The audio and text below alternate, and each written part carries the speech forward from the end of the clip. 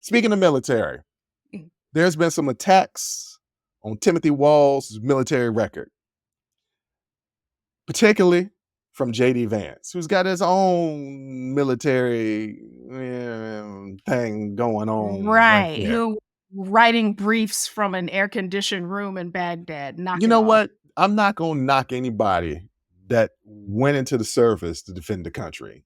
I just feel like you shouldn't knock anybody either if No. you ain't really do too much. But anyway, what are some of the attacks? Well, originally, one of the attacks is his deployment, Tim Walz's deployment to Iraq. Here's the claim. Vance and others have accused Walz of dropping out of the National Guard when his platoon was slated for deployment to Iraq.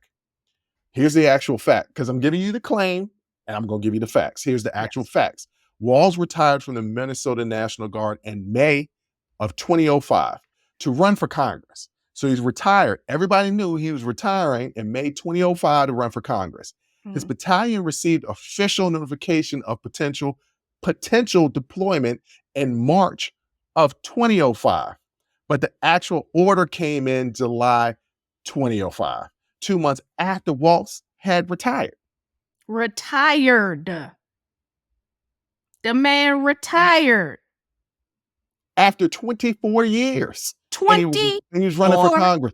So he left one service of the country to enter in another service of the country after he had done 24 years. And it wasn't because he was like, I'm not trying to go to Iraq. That wasn't it. Do you know how many years J.D. Vance served in the U.S. Marine Corps? How long? 4. Well, I mean, like 2003 to 2007 as a combat correspondent in a non-combative role, which included a 6-month deployment to the Public Affairs Office in Iraq. Okay. Well, look, I'm not going to knock that. Not going to knock it because that's more than me. It's still an important role. Right. But baby girl. You're not calling him baby girl because it's eyeliner, are you?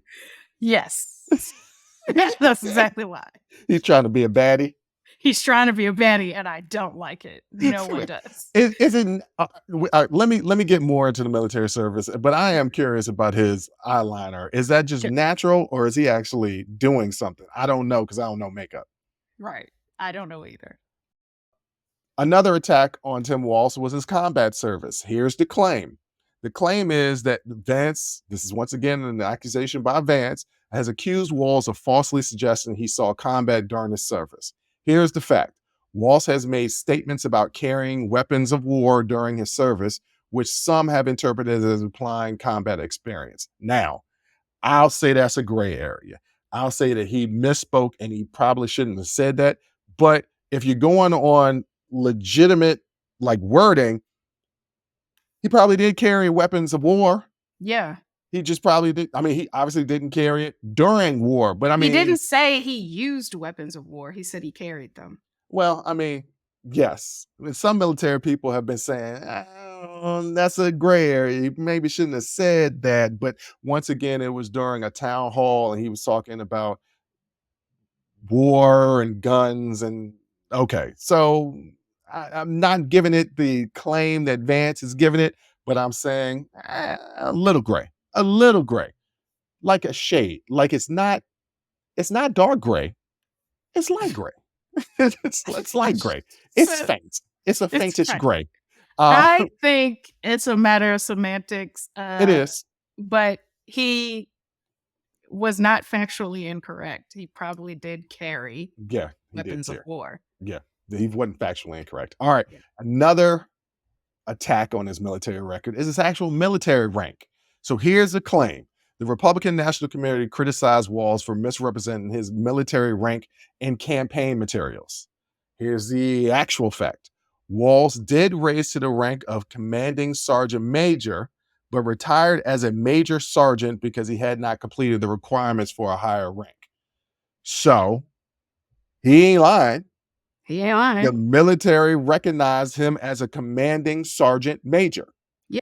But you retire at different ranks from what I understand in the military. You retire at different ranks. So these attacks on Tim Walz are not valid. No, but they're trying because they really, really have no good answer for this ticket. They just Um, don't. If you like that clip, go ahead and hit that like button. Don't forget to subscribe to catch up on all of our latest content. Don't forget to hit the notifications button when you do subscribe so you can get updated every time we release content.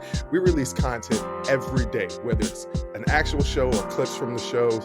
So go ahead and subscribe, like, comment. Also, don't forget our Patreon page where you can find our Talking Straight-ish and After Hours Uncensored episodes. That's patreon.com/Unsolicited Perspectives. But once again, thank you again for listening to Unsolicited Perspectives. I'm your host, Bruce Anthony, and I'm going to catch you next time.